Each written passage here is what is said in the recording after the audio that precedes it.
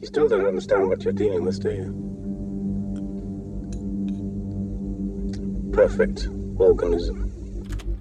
During the events that transpired on the USCSS Nostromo in 2122, Thomas Kane fell victim to a Manumola noxhydria, otherwise known by its nickname of the Facehugger. He was attacked whilst exploring the derelict alien craft discovered by his crew on the moon LV-426. After being returned to the ship and Science Officer Ash's breach of quarantine procedures, Kane and his new parasitic companion would find themselves in the Nostromo's medical bay. As the crew struggles to understand what's happening and the captain and Ash determine the best course of action to take to assist Kane, crewmate Parker put forth a rather sensible yet overlooked option for the situation, and that was to freeze him, to put Kane into cryosleep in order to seek better assistance with specialists back on Earth. The question is then, why did they not? That is what will be the focus of today's data log.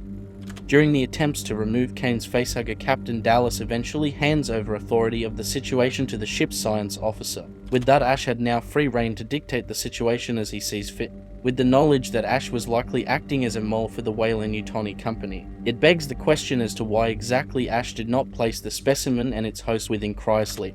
This course of action would have been the quickest and easiest way for the company to procure a specimen for study. Given Ash's proclivity as a synthetic for logical and rational thought, it's strange that the android did not make any attempts to ensure this possibility, or at least support the suggestion made by his fellow crew member Parker to their captain.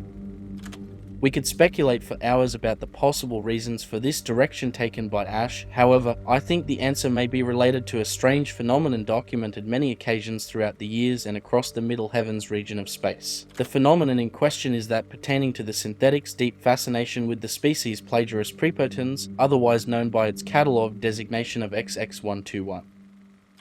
There have been numerous accounts of this, whether it's David 8 attempting to recreate the xenomorphs with his study of the engineer's pathogen on Paradise, the working Joes of Sevastopol Station attempting to ascertain the nature of the drones roaming the halls, or even the Bishop model attached to the Colonial Marines deployed to LV-426 in 2179 alongside Ellen Ripley.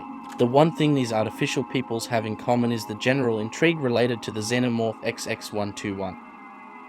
I think there is a fair chance that Ash bent the rules related to his Special Order 937 and opted to conduct voluntary experimentations on the creature, study its growth and interactions with the crew post-birth.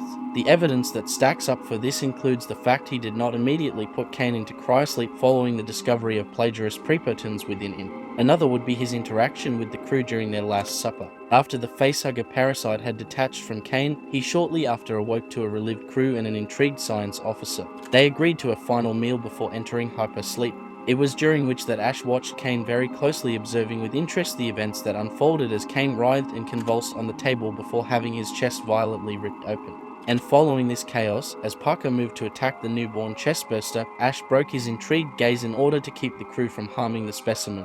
The only explanation to this is some inherent infatuation that synthetics seem to have for the xenomorph species, something intangible to us that is able to overcome or at least temporarily sideline their prime directives. Is it some kind of powerful synthetic curiosity, or is there something more at play here? Please send your thoughts across the network on what you think could be causing this phenomenon.